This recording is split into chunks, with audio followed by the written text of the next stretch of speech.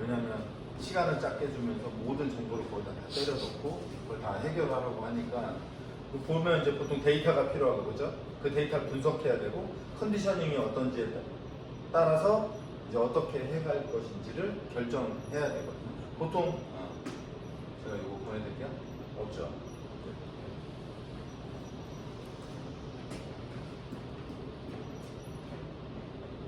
토요스템이나 우리 저기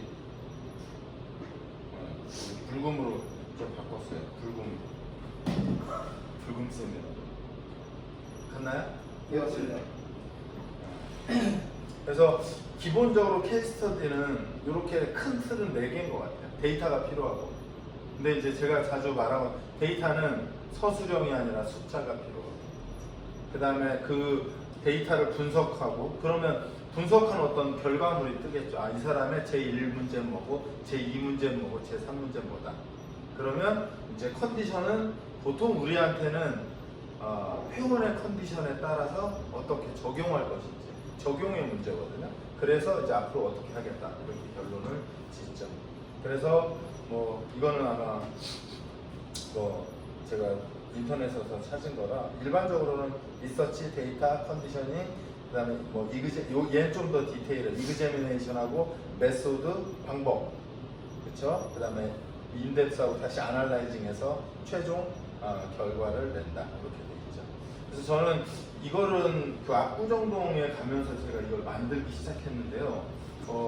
우리도 이런 개념에서 좀 멀다 이런 느낌이 들었어요. 예를 들어서 그냥 바스라고 하면 바스가 7, 뭐 한 5일 때, 2일 때, 1 이하 없을 때 내가 이 사람의 운동 강도와 빈도와 이것들을 어떻게 결정할지. 예를 들면 이제 그 친구 곧 연락 안 한 차인 거예요. 그 친구 만약에 왔어요. 그러면 여기에서 시작하거든요. 그러면 뭐 되게 안 좋은 상태겠죠. 이 사람은 운동 강도가 뭐 20% 미만, 20-30% 미만이니까 하루에 운동을 서너 번은 해야 돼요. 짬짬이. 운동 강도를 높이 못 끌고 올라가니까 짬짬이. 그래서 1일 3, 4회.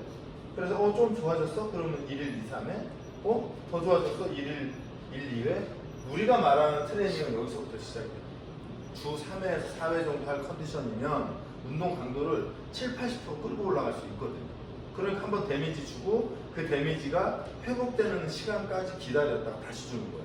근데 여기는 데미지를 줄 수가 없어요. 기본적으로 데미지 좀 작살나니까요. 가볍게 할 수밖에 없죠. 그래서 이 개념을 좀 머릿속에 가지고 있어야 된다. 어차피 우리가 뭐 수술한 사람을 만나도 하루에 한 번밖에 못 보지만 이 사람한테 제가 뭐라고 해요? 나 없을 때 3, 4번 더 해야 돼. 이 사람한테는 제가 뭐라고 할 것 같아요? 잘 쉬어.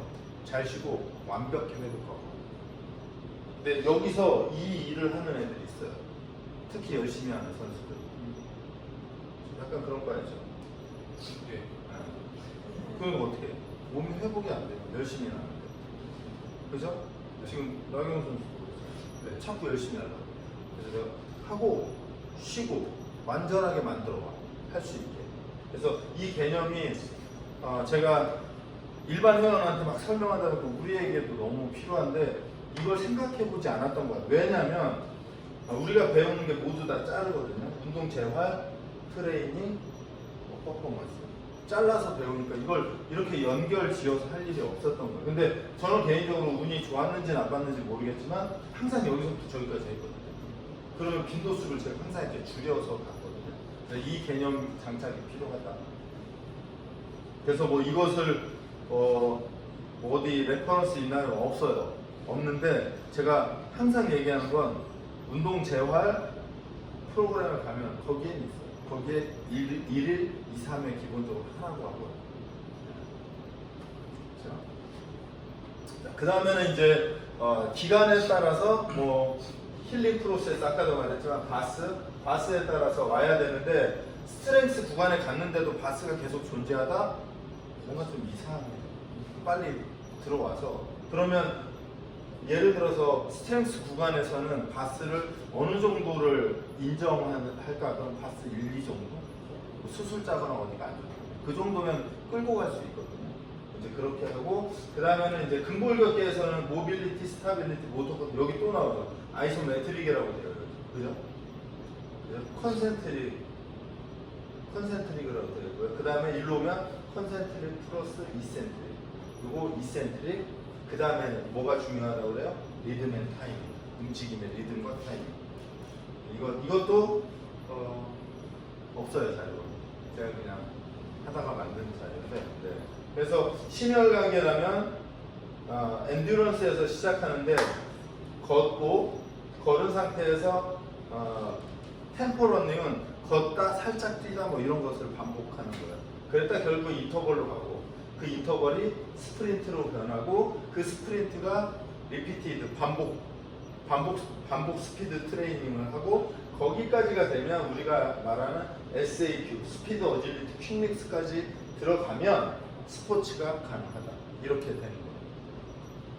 이게 일반적으로 우리가 재활에서 트레이닝 퍼포먼스까지가 이 순서대로 가. 이게 제가 보는 그냥 골격 재활 피트니스 퍼포먼스의 골격이라고 보시면 될 것 같아요. 만약에 이것 중에 내가 뭐 지금 저희가 지금 여기 하고 있는 거잖아요. 여기 그죠? 그리고 이제 다음에 요거하고 얘를 묶어서 갈 생각이거든요. 이렇게 진행할 거죠. 얘에 대한 생각을 계속 해야 돼요. 그래서 아까 말했듯이 회원을 보면 전체 구간에서 만약에 1단계에서 시작해서 10단계에 끝난다라고 하면 내가 이 사람이 지금 몇 단계인지 정하고 들어가야 돼요. 만날 때마다 정해야 돼요. 왜냐하면 회원이 많아지면 까먹거든요. 이 사람이 몇 단계인지 까먹어요. 그냥 막 해요. 그래서 전 차트에 항상 써요. 이 사람이 3단계지. 오케이. 3단계는 뭐구나. 그러고 들어가요. 그 다음에 이제 문진을 하면 일반적으로는 이렇게 하죠. 주관적인 평가, 환자의 느낌, 상해 부위, 상해 기전, 기왕상해는 예전에 상해가 있었는지, 그 다음에 그 증상의 습성은 이건 스포츠 재활 총론에 있어요. 제가 개인적으로 좋아하는 책이긴 해요. 증상의 습성인 유발, 그러니까 어떻게 하면 얘가 유발되는지. 예를 들어 그런 거죠. 계단을 내려갈 때 아픈가, 올라갈 때 아픈가, 아니면 그냥 서 있을 때 아픈가. 그 다음에 성질은 날카롭게 아픈지 아주 무겁게 아픈지 뻐근하게 아픈지. 왜냐하면 그 다음에 저린 느낌이 나는지. 이 성질은 대체적으로 이 책에서 뭐라고 되어 있냐면 어떤 소프티슈의 손상인가를 추측해 가는 거예요. 만약에 누군가 저려요. 이거 뭐예요? 신경소. 아주 날카로워요. 그건 어딘지 잘 모르는데 보통 날카로운 건 급성기 손상의 사람들 날카롭다고 하고 뻑적지근해요. 이런 느낌들은 대체적으로 크로닉한 손상들이에요. 이제 이런 걸로 이 사람을 유추해 가는 거죠. 그다음 부위 어떤 위치인지 정도 뭐 이제 바스의 정도가 될 수도 있겠죠. 타이밍은 뭐 아침인지 점심인지 저녁인지 또는 가만히 앉아 있으면 아픈지 움직일 때 아픈지 뭐 이런 것들이에요. 그래서 이런 것들을 기준으로 이 사람이 어떤 상황에 놓여 있나를 우선 추측하고 들어가야 되죠. 그 다음에 이제 트레이닝 문제는 이것도 제가 대략 만든 거예요. 필요하다라고 해서 뭐냐면 1단계 요구 분석에서는 스포츠 평가를 해요. 이 사람이 어떤 스포츠를 하나. 일반인이어도 상관없어요. 이 사람이 테니스를 좋아하는지 골프를 좋아하는지 그 다음에 테니스 골프 뭐가 있을까요? 그런 축구를 하는지 농구를 하는지. 그 다음에 선수 평가는 이 사람의 훈련 상태, 이 사람이 얼마만큼의 저항 훈련과 유산소 훈련 이런 것들을 해왔는지. 그래서 신체 검사하고 평가, 그 다음에 훈련 목표를 확인하죠. 그래서 내가 무엇을 하러 여기에 왔는지. 그게 되면 2단계에서는 운동의 유형, 그 다음에 스포츠 동작의 분석. 그 동작의 분석들은 예를 들어 아까 말한 대로 아까 제가 말한 사지탈, 프론탈, 트랜스버스 면으로 분석하면 될 것 같아요. 사지탈에서 사지탈만 나오나, 프론탈에서 프론탈만 나오나, 트랜스버스에서 트랜스버스만 나오나. 아까도 잠깐 얘기한 지면 발력 좋긴 해요. 좋긴 한데 저는 개인적으로 제 전공에 프라이드가 세서 그런지 그래서 어쩌라고. 지면 발력 안 좋은데 어쩔 건데. 이거 어떻게 할 건데. 그 안 좋은 이유를 찾아서 행위를 해야 얘가 좋아지는 거잖아요. 그러니까 뭐 역학하시는 분들이 들으면 싫어할 수도 있겠지만 지면발력 요새 센터에도 지면발력기 되게 많이 갖다 놓는데 그래서 어쩌라고.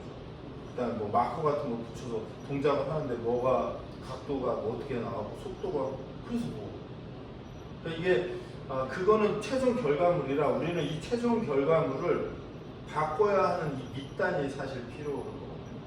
근데 전 개인적으로 자꾸 우리가 역학차처럼 가는 거 뭐 완전 반대는 아니지만 좀 생각해 봐야 한다라는 생각을 해요, 기본적으로. 그래서 스포츠 동작 분석 당연히 필요하긴 해요. 그 다음에 운동 기술의 경험, 그 다음에 사용 가능한 저항 장비. 이 사람이 가서 훈련을 하는데 아무 장비도 없대요. 맨몸으로 할 수 있게 해줘야죠.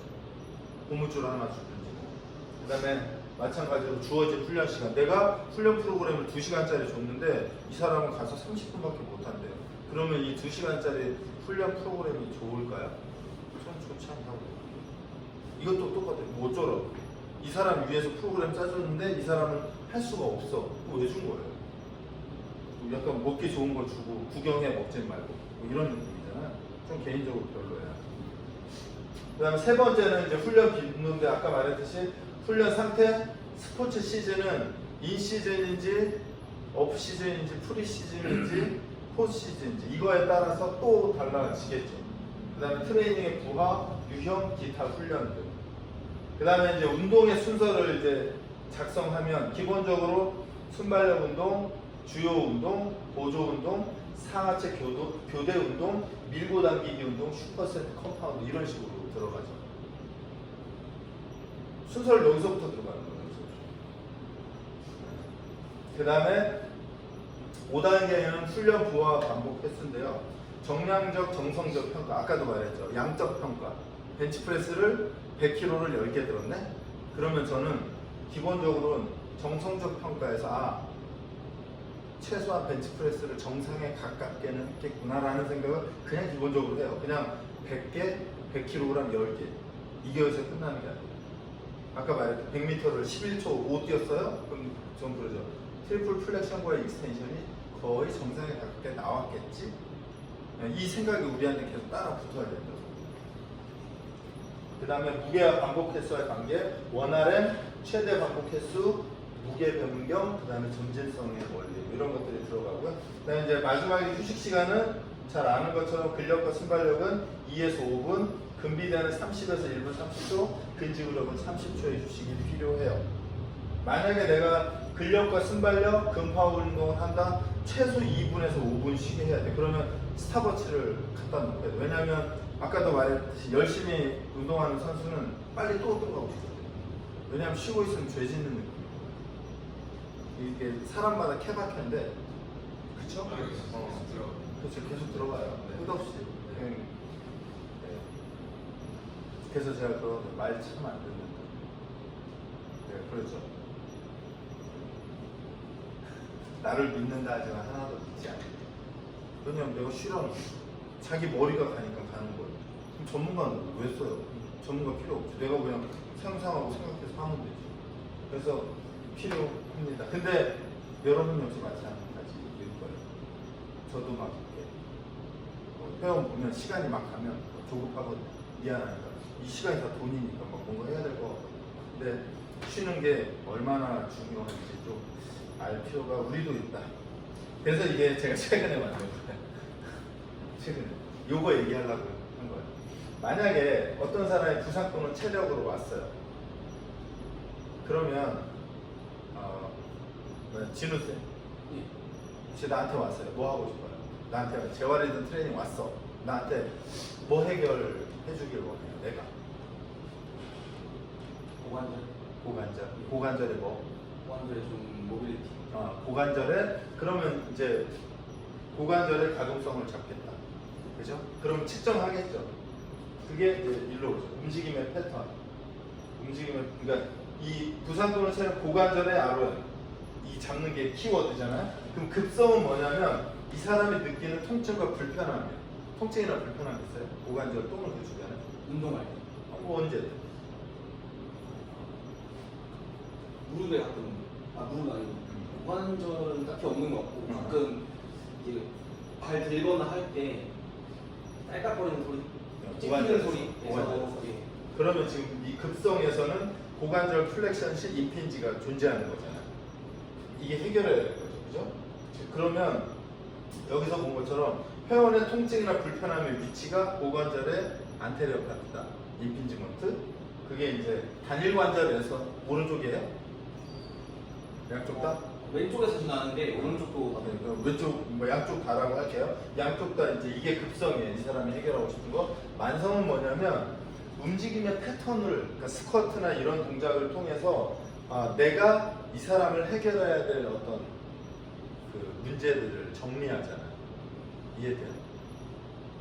고관절의 찝힘이 내가 이럴 수 있잖아요. 고관절의 문제가 아니라 코어의 근력 때문이야. 코어 근력을 강화해야 돼. 이럴 수 있잖아요. 그러면 얘랑 충돌을 하잖아요. 무슨 말인지 이해돼요? 이 사람이 해결하고 싶은 게 고관절의 앞쪽이었는데 내가 이 앞쪽에 예를 들어 TFL만 풀면 해결돼. 그러면 얘랑 나랑 합의됐어요? 안 됐어요? 합의됐잖아요. 같은 위치에 같은 곳을 해결하는 걸로 합의된 거잖아요. 근데 예를 들어서 고관절의 앞쪽 통증인데 내가 아니야. 코어를 이빠이 때리면 이거 안 아플 거예요. 이 사람이 이해할 수 없을 수 있잖아요. 그죠? 그러면 협의 또는 이제 순서를 제가 붙였잖아요. 급성을 먼저 해결해줘요. 찝히는 걸 없애줘야 돼. 그러니까 운동의 순서는 얘가 먼저, 그러니까 제가 항상 기부 앤 테이크니까 이거 먼저 기부하고 뒷단으로 들어가서 얘를 잡아 들어가는 거예요. 그럼 이 운동이 프로그램 두 개가 동시에, 그러니까 선후 이렇게 들어가 있어야 된다는 거죠. 이해돼요? 네. 이 얘기 하려고 하는 거예요. 근데 이게 다른 거에서도 계속 그렇게 되어 있거든요. 근데 그렇게 해서 운동 프로그램을 짰어요. 그래서 근데 이 안에서도 또 급성 만성의 이런 패턴이 존재하겠죠. 그럼 또 동일하게 측정하고 어떤 걸 먼저 선택할지를 결정해 나가는 거예요. 이거 이해되나요? 네. 그래서 이렇게 정리해서 작성을 하면 될 것 같아요.